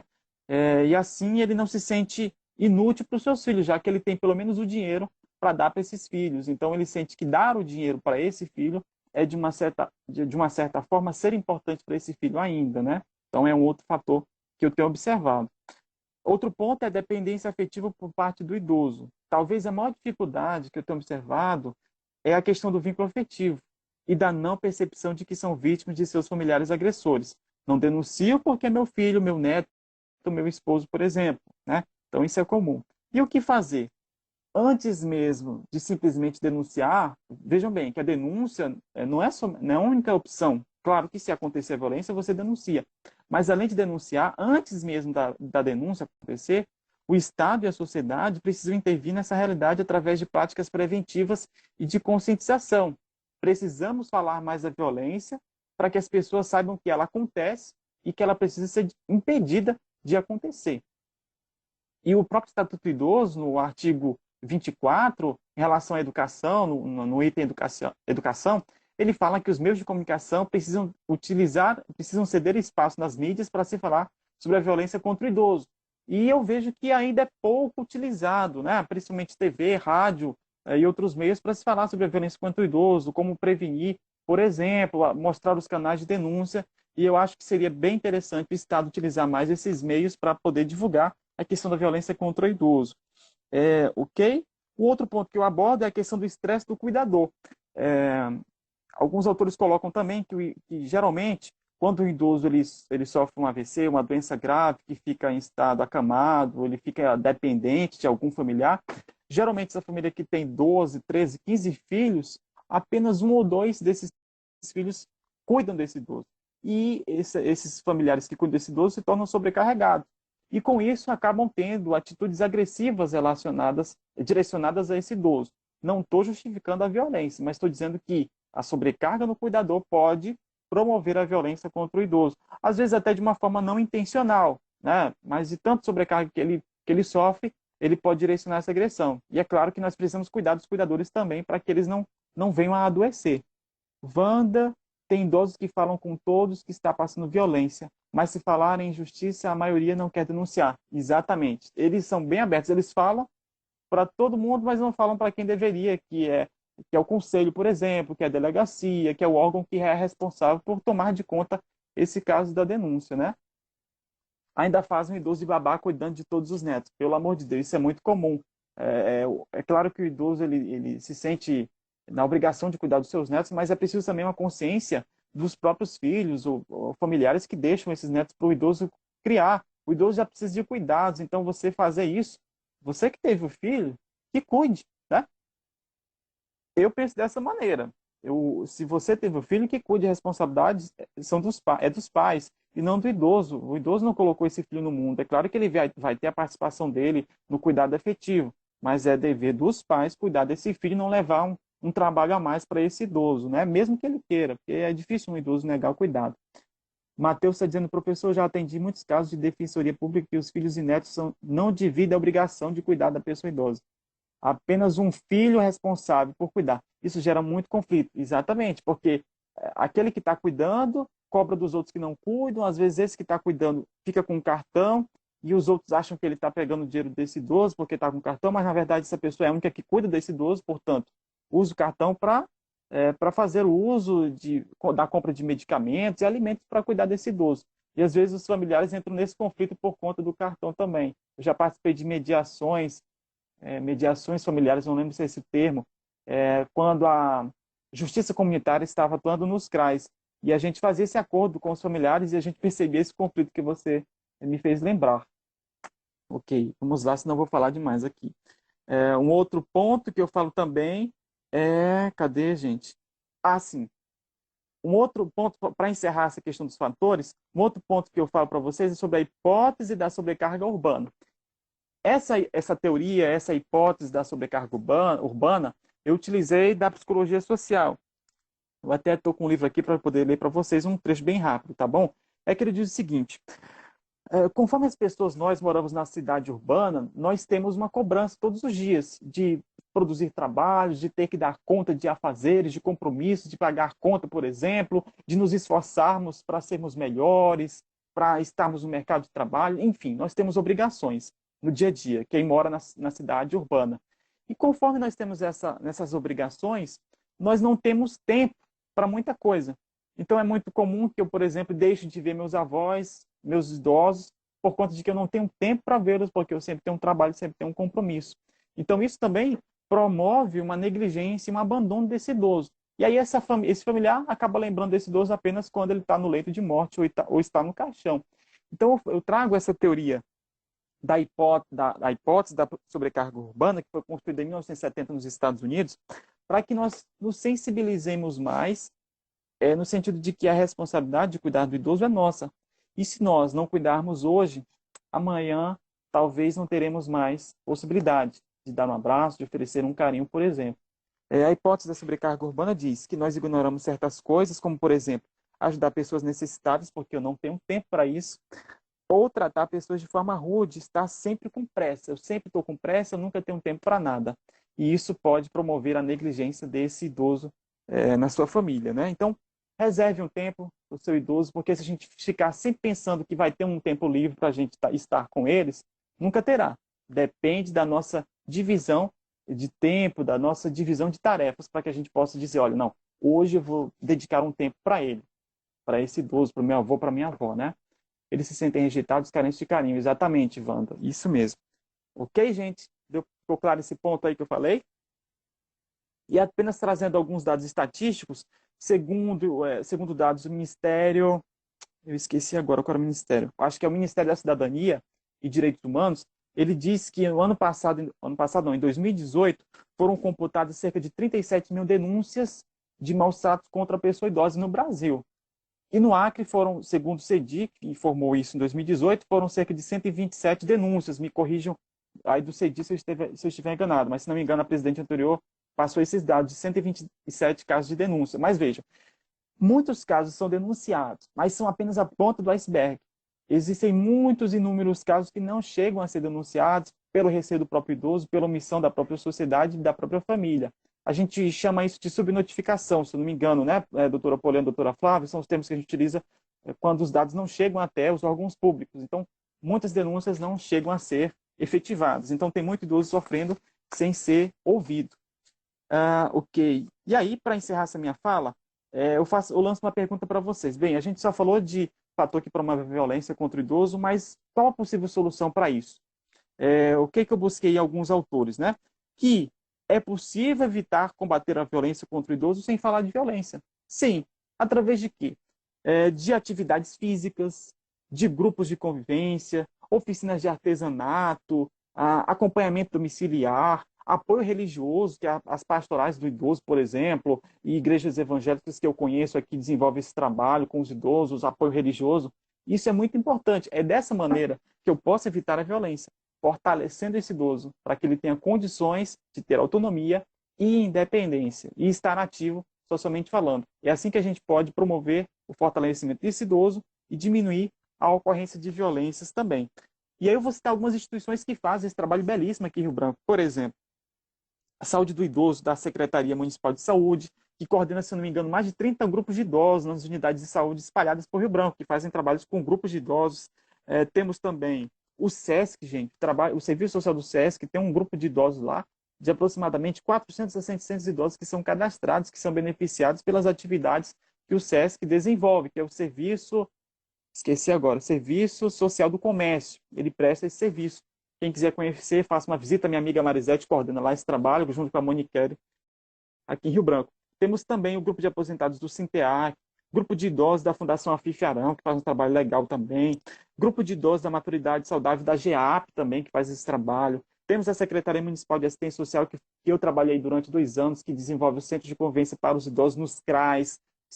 Essa foto que vocês estão vendo aqui na parede, por exemplo, derrubei aqui, é uma foto que eu desenvolvi um trabalho com os idosos, que a gente criou um coral dos idosos. Como eu ouvia que eles cantavam, gostavam de cantar e dançar, eu não era regente, mas eu adaptei, fiz um coral com eles, a gente fez uma apresentação de Natal, grupo da Juventude Acumulada, que foi o termo que eles criaram, né?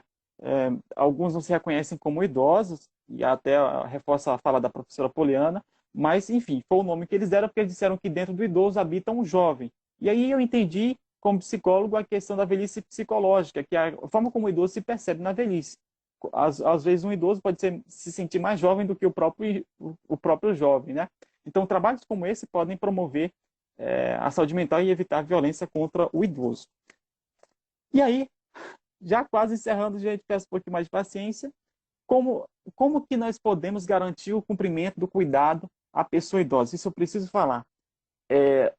O autor Faleiros, no livro O Conluio do Silêncio, ele diz que para a gente evitar violência, nós precisamos fortalecer os vínculos familiares. Não tem coisa melhor do que essa. Fortalecer os vínculos familiares ainda é a melhor alternativa para que evitemos a violência contra o idoso. O autor chama isso de lealdade familiar. Segundo Faleiros, ele diz que os membros de uma família adquirem uma obrigação ética no cuidado do idoso à medida que desenvolvem um senso de compromisso com o idoso.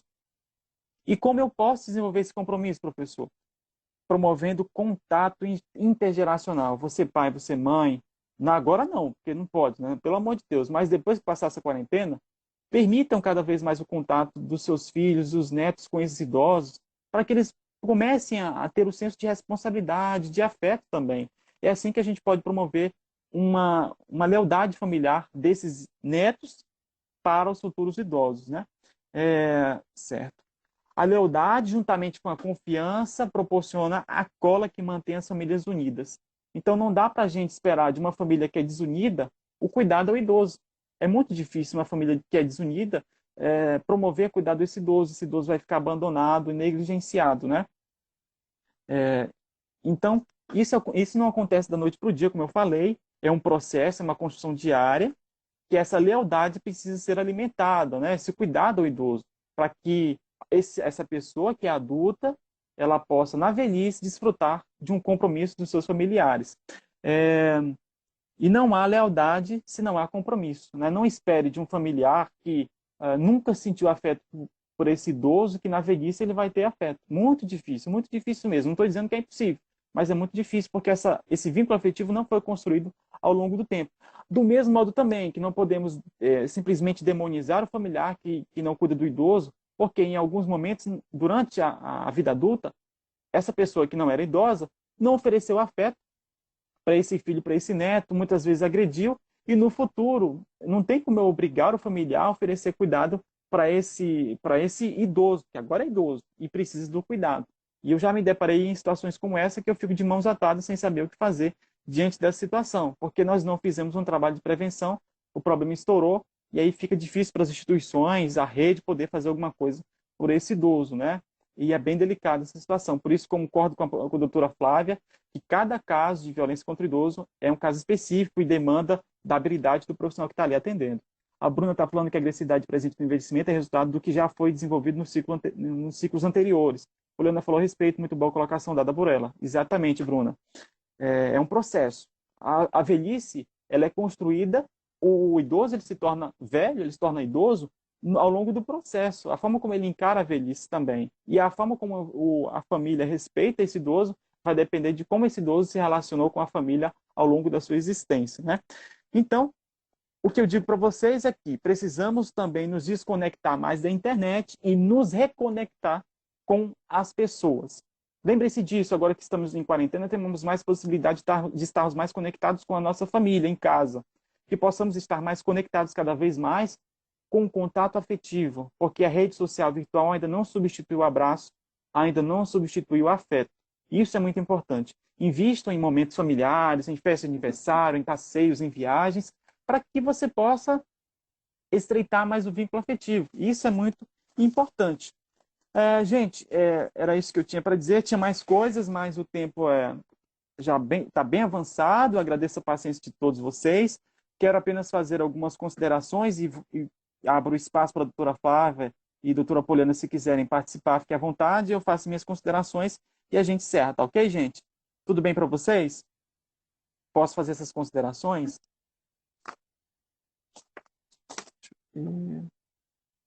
Cadê? Cadê? Onde é que está o papel? Ah, está aqui. Posso fazer as considerações, gente? A gente encerra, tá bom?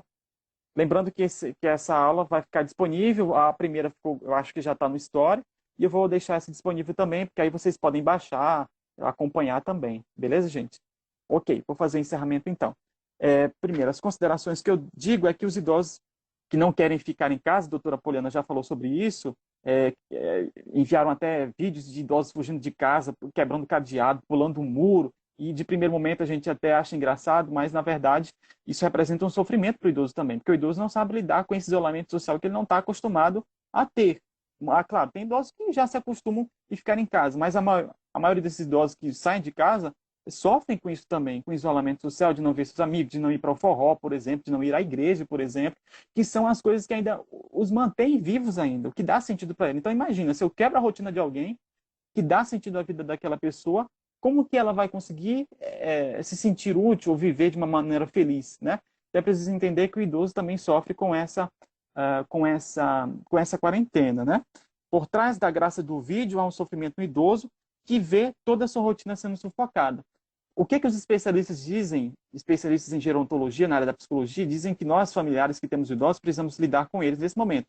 Primeiro, é ser honesto, como as meninas falaram, mas além disso também ter empatia, de se imaginar na situação do idoso, de sentar com ele, dialogar, explicar a situação para que ele possa entender isso e não por meio da agressão ou por meio de dizer que ele vai morrer, por exemplo, se ele sair para a rua, né?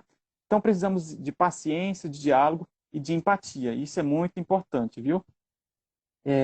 Nesse período de quarentena, muita gente está em casa e familiares que convivem com os idosos podem praticar maus tratos e um número de violência aumentar também e não ser denunciado. O que eu conclamo todos vocês é que, se perceberem maus tratos contra o idoso nos seus vizinhos e alguém que você conheça, denuncie. Muitas pessoas podem dizer assim, eu não denuncio porque não dá em nada, ninguém faz nada. Não. Pode ser que o Estado tenha algumas falhas? Tem. Mas nosso papel enquanto cidadão é denunciar. Disque 100, ligar para o 190 também, em caso de flagrante, né? Vocês podem fazer essa denúncia que elas, pelo Disque 100, que serão encaminhadas, serão disparadas para todos os órgãos que fazem o acompanhamento da política do idoso e a proteção da vida deles, né? Então, denuncie, é a melhor opção. Não se omita. Se omitir também é um ato de violência. Um desafio também que eu lido com o trabalho com idoso é que o mais difícil de se trabalhar com idosos é perceber que aos poucos você vai perdendo cada um deles. Por quê? Evidentemente que depois da velhice nós temos a morte. Então, consequentemente, se você trabalha com um número de idosos maior, os idosos eles vão falecendo aos poucos, né? E você vai assistindo isso e você continua vivo, claro. Mas é uma realidade que para mim ainda é difícil de lidar com isso. Eu lembro que, em média, eu trabalhava no grupo de idosos lá da Sobral, que tem, em média, de 200 idosos, e todos os anos nós tínhamos uma média, só aceitar a Flávia aqui, durante um ano nós tínhamos uma média de 6 idosos que faleciam. E para nós profissionais que estamos ali no dia a dia, que estabelecemos um afeto, um vínculo afetivo, é como se fosse um familiar. Para mim é essa sensação que eu tenho. Olá, Flávia, estou quase encerrando já, Flavinha. Então, lidar com o público idoso é também difícil para nós profissionais, que vemos eles morrerem aos poucos, né? Infelizmente, isso faz parte da vida, é o ciclo natural. Essa semana mesmo, eu perdi uma paciente que sofreu um adoecimento e acabou falecendo. E isso mexeu muito comigo, né? Porque é uma paciente que eu acompanhava durante um tempo. Então, essa é a dificuldade que eu ainda sinto enquanto profissional, de ver os idosos falecendo aos poucos, né? Mas a gente vai aprendendo a lidar com isso com o passar do tempo. Reforço também que a melhor idade é aquela em que estamos bem felizes. Então, a sua melhor idade pode ser na infância, pode ser na adolescência, pode ser na vida adulta, pode ser na velhice. Mas isso depende de cada pessoa. Não podemos generalizar a melhor idade como apenas o idoso que já perdeu, que está sofrendo doenças, que está perdendo pessoas. Será que é a melhor idade? Uma pessoa que passe por tudo isso? Creio que não. E, por fim, é preciso falar sobre a violência para que ela seja visualizada e não fique velada, e assim ela possa ser combatida. É isso que eu gostaria de dizer, acredito que eu tenha contemplado naquilo que eu me comprometi a falar. Deixo as palavras para a doutora Flávia e para a doutora Poliana, se quiser fazer uso da palavra, para a gente fazer o encerramento desse vídeo, tá bom, gente? Doutora Flávia, com a senhora.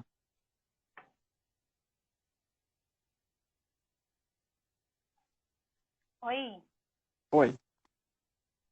não estou aparecendo aqui. Vocês estão me vendo?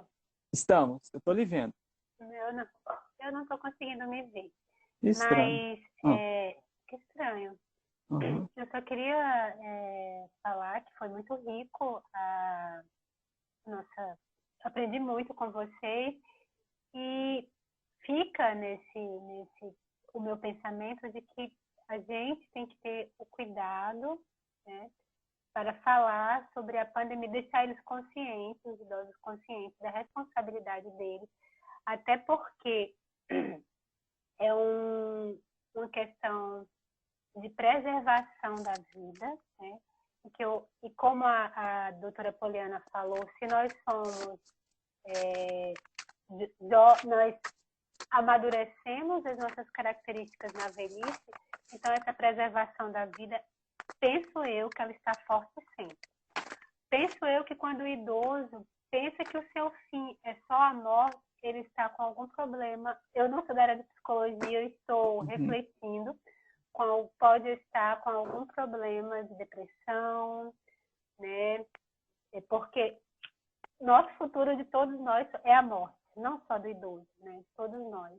E assim, a gente tem que viver o dia a dia, tem que viver o hoje e temos que viver nessa rede de ajuda um do outro, porque a rede para cuidar do idoso não é só a rede das organizações governamentais e não governamentais, é a rede da sociedade como um todo. Né? E nesse período de pandemia, de isolamento, também surge a questão do suicídio, né? Que pode ser grande. Então, também você já falou do Disque 190, do Disque 100. Eu quero deixar o 188, né, que é o CVV, Centro de Valorização à Vida. E se o idoso quiser ligar, pode ligar. E a gente, aí, eu quero ver com vocês, profissionais da saúde, para a gente fazer um debate do futuro do idoso, né, para a gente não ficar com essa questão Legal. que o futuro pode ser só a morte, né, que o idoso tem muito a fazer ainda e que a gente tem que cuidar das políticas públicas a partir de agora para a gente, quando ficar idoso, e o que estão agora a gente dá acessibilidade. Quando a gente pensa em acessibilidade, a gente pensa que é só meios físicos, né? Acessibilidade a um prédio, mas não é só isso, é acessibilidade em tudo. Então, eu vou deixar aqui o número da Defensoria Pública também. Legal. Se quiserem ligar, os idosos quiserem ligar, fazer um pedido urgente nessa pandemia, não seria de violências, mas de outros pedidos, a gente vai avaliar. O número é 3223-7229 ou 9969-7396 e pode pelo e-mail urgênciadpe@gmail.com. Pode também estar nos procurando, que a gente vai tomar as providências cabíveis. Agora existe um subnúcleo do direito da pessoa idosa que está para atender, né, os idosos, e a gente faz isso com todo o nosso que a gente pode dar de melhor. Eu queria desejar uma feliz Páscoa a todos que acompanharam a live e que fiquem em casa, que protejam os idosos. Isso aí. Né,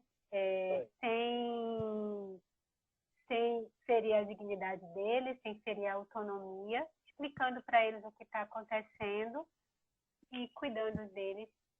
E vamos em frente, e como diz a música do Gonzaguinha no início, isso tudo vai passar. Né? Vamos voltar ao normal, se Deus permitir, tudo isso vai passar, a gente vai ficar bem, se Deus quiser. Né? Amanhã é sexta-feira da Paixão, domingo é Páscoa, e vai dar tudo certo. Boa noite a todos, obrigada, professor, pela oportunidade. Eu que agradeço. Amém, Flavinha, que assim seja, viu?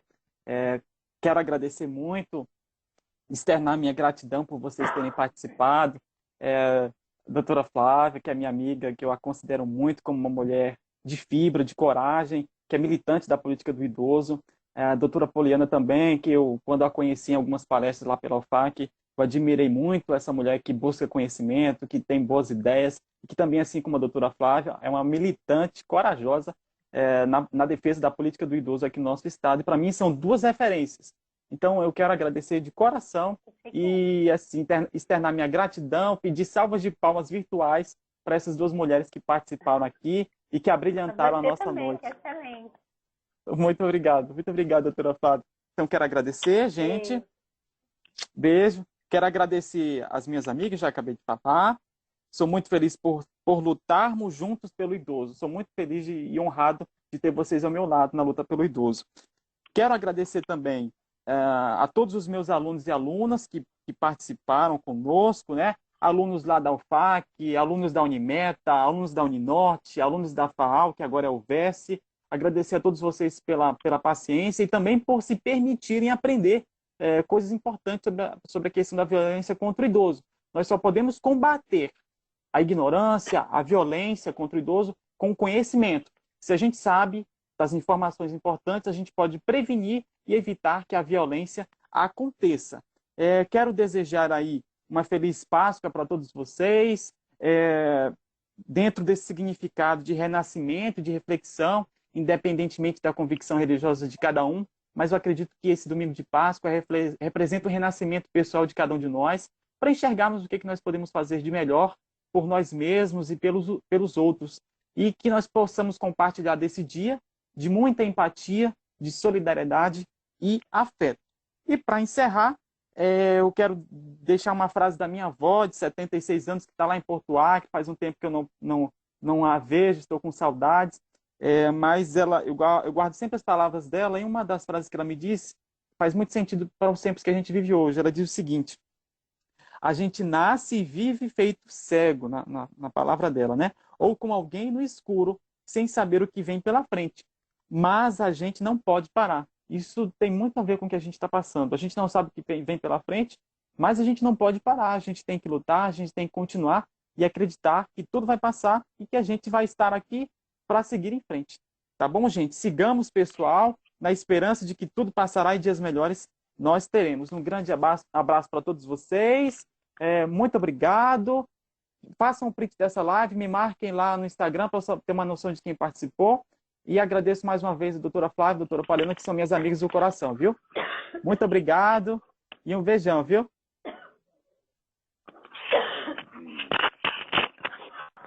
Tchau, tchau, gente. Tchau, tchau. Aproveitem o feriado.